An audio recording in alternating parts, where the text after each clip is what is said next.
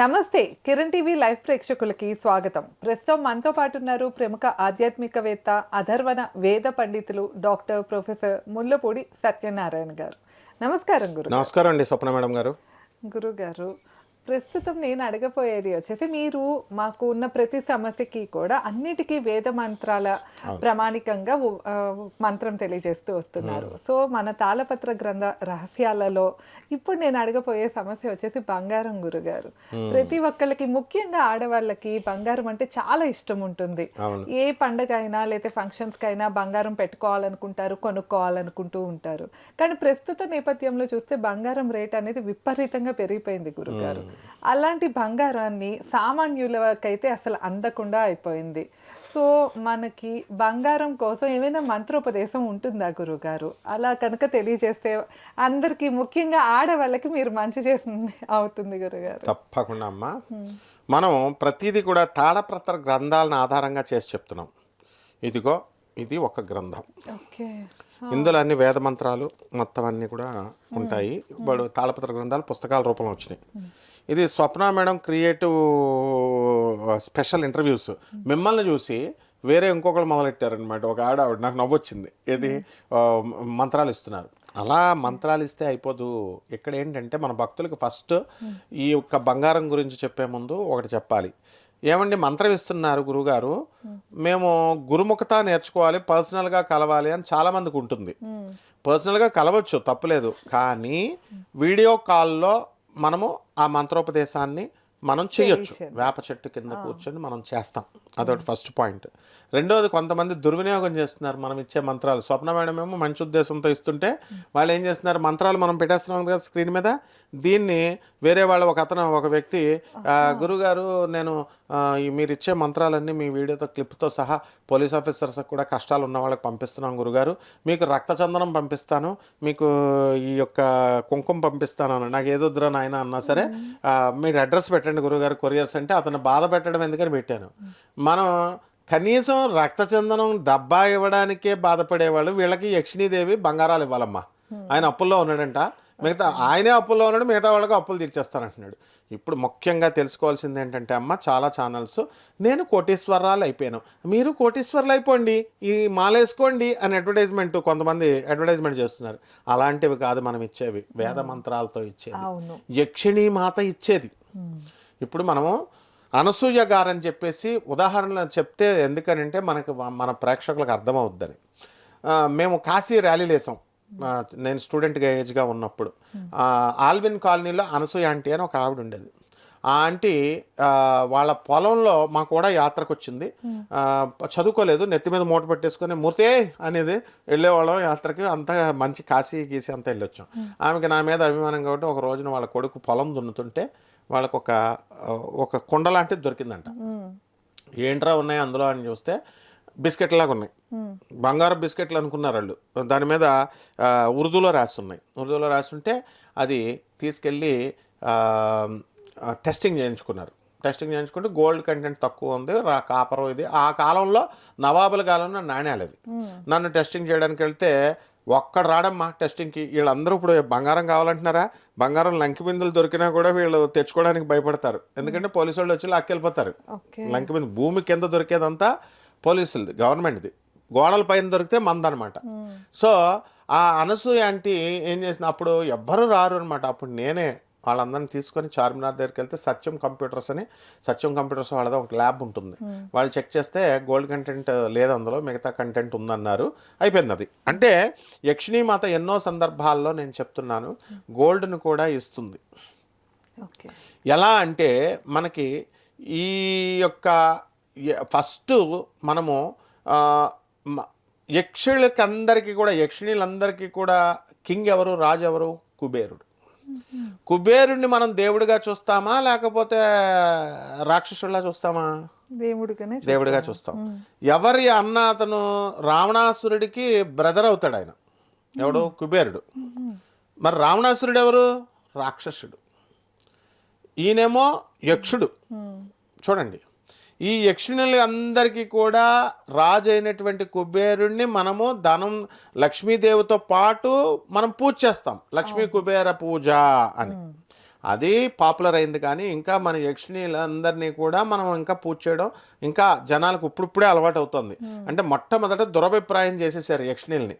ఏంటి వీళ్ళంతా కూడా చంపేస్తారేమో వస్తే, లేకపోతే ఉగ్రం కోపం ఎక్కువ వీళ్ళు, ఏదేదో అసలు ఈ సాధన చేయకుండా చేసే వాళ్ళు అందరూ చెప్తారు కబుర్లు, ఉగ్ర దేవతలు అలా చెప్తారు. ఎందుకు చేస్తాయి అవి? ప్రతి ఒక్కళ్ళకి కూడా కమిట్మెంట్ అనేది ఉంటుంది. మనం వాళ్ళకి మాకు నువ్వు ఈ బంగారం తెచ్చిస్తే మాకు ఇది, మేము ఇంతకాలం మీకు సరెండర్ చేయాలని. ఈ మధ్యకాలంలో ఒక సినిమా కూడా వచ్చింది మమ్ముట్టిది హీరోగా, అద్భుతమైన యక్షిణీ సాధన, అది బ్రహ్మాండంగా సూపర్ హిట్ అయింది. అది అందరూ కరెక్ట్గా తీసాడు డైరెక్టర్. మరి అలాగే ఇప్పుడు ఏంటంటే అమ్మా, ఈ బంగారం అనేటటువంటి వాళ్ళు చాలామంది పాపం ఒక కాసు ఒక తులం 1,30,000 అయింది, బాగుంది. ఇది ఇంకా రాను రాను పెరిగిపోతుంది. ఒక శాచురేషన్ స్టేజ్ అనేటటువంటిది లేదు దీనికి. ఇప్పుడు అయ్యప్ప స్వామి మాలల్లో వేసుకుంటున్నారు, అందరూ శబరిమల వెళ్తున్నారు, వాళ్ళు చీ కొడుతున్నారు మనల్ని రెస్పెక్ట్ ఇవ్వకుండా. తెలుగు వాళ్ళకి ఈసారి నీళ్లు లేవు, వాష్రూమ్స్ లేవు, ఎంత చీ కొట్టినా కూడా వాళ్ళు బంగారాలు దొబ్బేస్తున్నారు అక్కడ వాళ్ళు. ఆ దేవస్థానం వాళ్ళు ఉన్ని కృష్ణన్ అని చెప్పేసి ఏకంగా ఎక్స్ మినిస్టర్, అతను దొబ్బేశాడు ఆరోపణలు. సోనియా గాంధీ ఫోటో దిగాడు. తర్వాత ఇంకా ఇద్దరు, వాడి పేరేంటి, ఒక బంగారం షాప్ యజమాని రంగరాజన ఏదో అని ఉంటుంది, అతను అక్కడ అనమాట కేరళలో. తర్వాత నెక్స్ట్ ఇంకొక వ్యక్తి, మొత్తం వీళ్ళంతా ముగ్గురు కలిసి సిట్ స్పెషల్ టీం వేసినా సరే భయపడకుండా వీళ్ళు మళ్ళీ ముగ్గురు మీటింగ్ పెట్టుకుని దొబ్బేస్తున్నారు. ఆ గుడికి ఉన్నటువంటి బంగారు ప్లేట్స్ని దొబ్బేస్తున్నారు, మూల విరాట్లు దొబ్బేస్తున్నారు. ఇవన్నీ ఎవరిష్టం వచ్చినట్టు వాళ్ళు చేసేస్తున్నారు. అందుకని ఆ దుస్థితి అవసరం లేదు. వీళ్ళందరికీ కూడా మన భక్తులు ఏం చేసుకోవచ్చు అంటే సింపుల్ మంత్రం, బంగారాన్ని తాకట్టు పెట్టేస్తున్నారు వీళ్ళు. ఆ తాకట్టు పెట్టిన పాపం విడిపించుకోలేకపోతున్నారు. ఆడవాళ్ళు ఏమో 1,30,000 రూపాయలు పెట్టి కొనలేరు పాపం. అలాగే సంక్రాంతి కొత్త అల్లుళ్ళకి ఇది వరకు ఇప్పుడు మన అత్తగారులు ఉంగరం చేసి ఇచ్చేవారు. ఇప్పుడు 1,30,000, అప్పుడు 20,000 ఎంత ఉంటో వేసేవారు. ఇప్పుడు సంక్రాంతికి అల్లుళ్ళు పెట్టలేక అల్లుళ్ళు అడిగి వెళ్ళకపోతే అత్తగారులు పరువు పోద్ది, ఏంటి మీ అల్లుడు రాలేదా సంక్రాంతి పండుగకి. ఇలా ఎన్నో ఉన్నాయి బంగారం రేటు పెరగడం వల్ల. కాబట్టి ఇటువంటి వాళ్ళు బంగారం అందరూ కొనుక్కోవాలి. వాళ్ళు తాకట్టు పెట్టి వచ్చేయాలన్నా, లేకపోతే బంగారం పోగొట్టుకుంటూ ఉంటారు ఆడవాళ్ళు అస్తమాను, పడుకున్నప్పుడు అక్కడ ఇక్కడ పెట్టి మర్చిపోతూ. ఇలాంటివన్నీ రావాలంటే వీళ్ళందరికీ కూడా ఒక యక్షిణి మంత్రం ఉంది. ఆమె ధనయక్షిణి అంటాం మనం. ధనయక్షిణి అంటే యక్షిణీలు అందరూ ఒకటే, ఒక పేర్లు. ఇప్పుడు మనుషులంతా ఒక్కటే, కానీ ఒకరికి స్వప్న అని, ఒకరికి రాధ అని, అలాగైతే దుర్గా అని పేర్లు ఎలా ఉన్నాయో అలాగే యక్షిణీ మాతల్లో డిఫరెన్స్ ఉంటుంది. తప్పకుండా ఈ యక్షిణీ సాధన అనేటటువంటిది ఎక్కడ చేయాలంటే ఒక మర్రి చెట్టు క్రింద కూర్చొని కానీ, లేదా ఒక వేప చెట్టు క్రింద కూర్చొని కానీ చేయాలి. లేదా అవసరం లేదు, ఇంట్లోనే పూజా మందిరం దగ్గర కూర్చోవచ్చు. పూజ దేవుడి ముందే కూర్చొని చేయొచ్చు. ఇది ఏమాత్రమో చక్కటి అద్భుతమైనటువంటి సాధన. ఇది యక్షిణీల కోపం రప్పించకూడదు అంతే. మన బిహేవియర్ వల్ల, మన పిచ్చి క్వశ్చన్స్ వల్ల మనం యక్షిణీలకి కోపం తెప్పించకూడదు. యక్షిణీలకి దేవతలకి తేడా ఒకటే.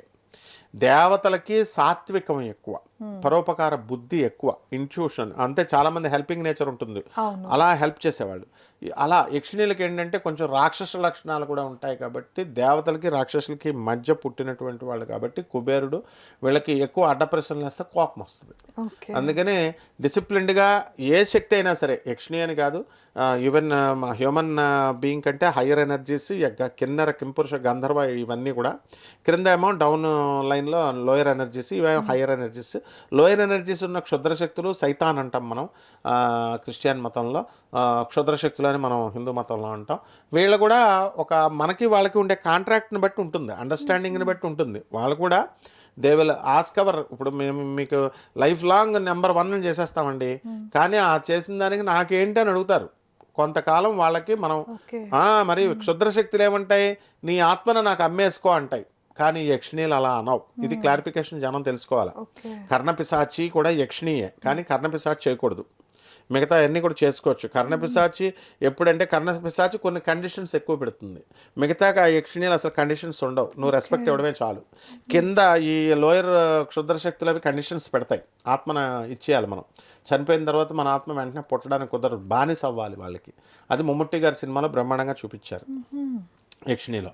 అలాగే ఇప్పుడు మనం ఒక మంత్రం తప్పకుండా ఇద్దాం. ఈ మంత్రం మీద నమ్మకం ఉండాలి. మెయిన్ ఏంటంటే మంత్రం మీద జనాలకు తెలియాల్సింది ఏంటంటే మంత్రంలో ఉండేవి అక్షరాలే కదా అని అనుకోకూడదు. మంత్రాల్లో అక్షరాల సముదాయంతోనే అం ఆం ఇం ఇం షం అక్షరమాలం కృత ఐం మదవద వాగ్వాదిన్యాయ స్వాహ మాం గృహాణ ఐం మదవద వాగ్వాదిన్యాయ స్వాహ అంటాం. అన్ని అక్షరాల సముదాయము మంత్రాలే. అలాగే గురువు మనిషి రూపంలోనే ఉంటాడు. మన గురువుని మనిషే కదా అయినా మనిషి రూపంలో ఉన్నాడని గురువుని మనిషి రూపంలో చూసినా, మంత్రంలో ఇవి అక్షరాలే కదా అని చూసినా రౌరవాది నరకాలకు వెళ్ళిపోతారు వీళ్ళు. ఎప్పుడు కూడా గురువుని దేవుడిగా చూడాలి, నమ్మకంతో చూడాలి. మంత్రాన్ని అమ్మ ఇది నన్ను ఇచ్చేది, నాకు సర్వశక్తిని ఇచ్చేది అని అనుకోవాలి. అలాగే దీనికి జగద్గురు అయినటువంటి ఆదిశంకరాచార్యుల వారి దగ్గర ఒక ప్రధాన శిష్యుడు ఉంటాడు. అతని మీద అందరూ అసూయపడతా ఉంటారు. అతని పేరు పద్మపాదుడు. ఆయన దగ్గర మిగతా వాళ్ళు గురువుగారు ఆయనకి స్పెషల్ ఇంపార్టెన్స్ ఇస్తున్నారంటే వీళ్ళందరికీ బుద్ధి చెప్పాలని మీ గురువుగారు ఆదిశంకరాచార్యుల వారు మిగతా శిష్యులతో ఉన్నప్పుడు కావేరీ నది ఒడ్డున అవతల ఒడ్డున ఈ పద్మపాదుడు ఉంటాడు. చాలా లోతు అనమాట ఆ నది. ఈయనేం పిలుస్తారు, నర్మదా నది దగ్గర, ఈ కావేరీ నది దగ్గర కేరళలో జరిగిన సంఘటన చెప్తున్నాను. ఏమని పిలుస్తాడు, పద్మపాద ఇలా రా అంటాడు గురువుగారు. వెంటనే ఆ శిష్యుడు అయ్య బాబాయ్ మా గురువుగారు పిలిచారు అని, అది లోతు నదిలో మునిగిపోతాం అన్న స్పృహ కూడా మర్చిపోయాడు నదిలో. అది చుట్టూ తిరిగితే ఇంకొక 10 నిమిషాలు పడుద్ది. అది అంతా తిరిగితే గురువుగారు పిలిస్తే లేట్ అయింది అనేసి ఇంకా గురువుగారి మీద భారం వేసేసి నడిచి వచ్చేస్తే అప్పుడు కాపాడాల్సిన బాధ్యత గురువుది కాబట్టి ఆయన అడుగు పెట్టిన చోటల్లా ఒక పద్మం పడుతుంది. దాని మీద ఈయన కాలు పెడతాడు, పైన ఉంటాయి, పద్మపాదుడు అన్నారు. అలా ఒక గురువు ఇంకొక గురువు విషయంలో జరిగింది చెప్తాను. 4 శిష్యులు ఉంటే ఒక మంత్రం ఇవ్వండి గురువుగారు అంటే లబలబ అని ఒక మంత్రం ఇచ్చాడు ఆయన గురువుగారు.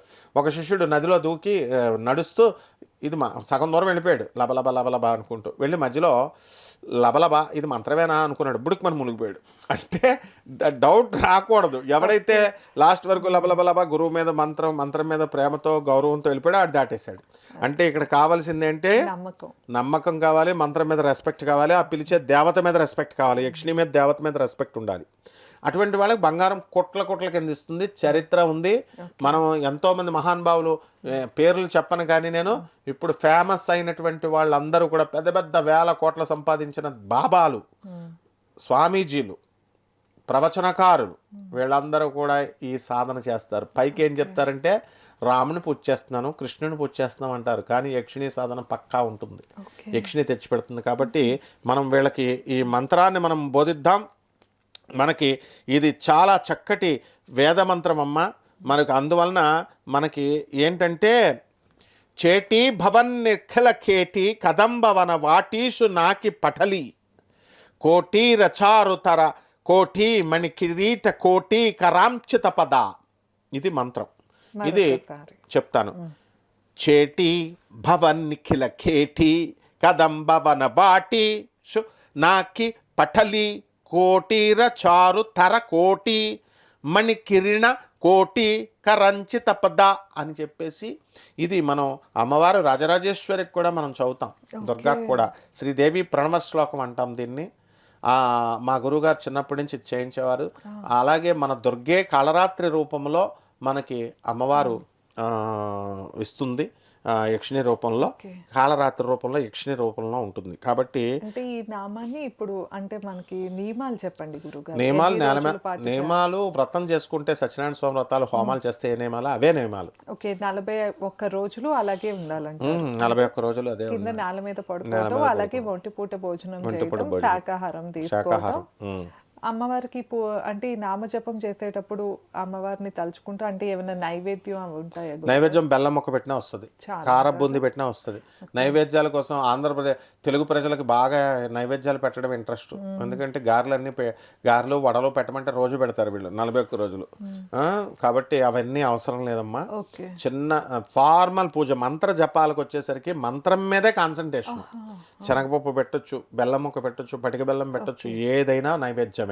108 సార్లు 108 నిత్యం సార్లు చదవాలి. చేసుకోవాలి. ఆ మంత్రం మనం ఇద్దాం వీళ్ళకి. ఓకే గురుగారు. ఆడవారికి ఇప్పుడు ఆడవాళ్ళే ఎక్కువ చేస్తారు కనుక అవును, అమ్మవారిది. మధ్యలో బ్రేక్ వచ్చినా మళ్ళీ కంటిన్యూ కంటిన్యూ, అది 4 రోజులు బ్రేక్, మిగతా కంటిన్యూ. చేయొచ్చు. మీరు మళ్ళీ ఫుల్ శ్లోకం కనుక ఈ 2 కాకుండా 4 కూడా చేసుకోవచ్చు. చేటి భవన్ నిఖిల కేటి కదంబవన వాటీషు నాకి పటలి కోటి రచారుతర కోటి మణికిరణ కోటి కరంచిత పద పాటీర గంధి కుచశాటి కవిత్వ పరిపాటి మఘాధిప సుత ఘోటి కులా ధదిక ధాటి ముదార ముఖ వీఠీర సేన తనుతాం. ఇది ఫుల్గా చదువుకోవచ్చు. రెండోసారి కూడా చెప్తున్నాను. పాటీర గంధి కుచ శాటి కవిత్వ పరిపాటి మఘాధిప నుత ఘోటి కుల ధదిక ధాటి ముదార ముఖ వీఠీర సేన తనుతాం. ఈ మంత్రాన్ని 4 లైన్లు ఉంటాయి. మనం ఇంతవరకు ఇచ్చిన మంత్రాల్లో 2 లైన్లే ఇచ్చాం. ఇప్పుడు బంగారం కాబట్టి ఎక్కువ ఇస్తున్నాం. 4 కొంచెం జాగ్రత్తగా వీళ్ళు కొనుక్కొని చేసుకుంటే బంగారం ఎప్పటికీ రేటు పెరిగేదే కానీ తగ్గదు. శబరిమలలో భక్తులు రోజు వెళ్తున్నారు, అక్కడ ఎన్ని ఇబ్బందులు పెట్టినా ఎక్కడ ఏ క్షేత్రం తగ్గరు. ఇది కూడా అంతే, బంగారం ఎంత రేటు పెరిగినా కొంటారు ప్రజలు. అవును గురుగారు. సో విన్నారు కదా, ఈ మంత్రాన్ని గురుగారు చెప్పినట్లు నిత్యం 108 సార్లు అలాగే 41 రోజుల పాటు ఆ జపంలా చేసుకోవాలండి. అలానే గురుగారు చెప్పిన నియమాలు కూడా పాటిస్తూ చేసుకోవాలి. ముందు నమ్మకంతో చేయాలన్నమాట. ఇంకా మీకు ఏమైనా సందేహాలున్నా, ఏవైనా సమస్యలతో ఇబ్బంది పడుతున్నా గురుగారిని సంప్రదించాలి అంటే కింద స్క్రోల్ అవుతున్న నెంబర్కి కాంటాక్ట్ అవ్వచ్చు. ధన్యవాదాలు. నమస్కారం. నమస్కారం.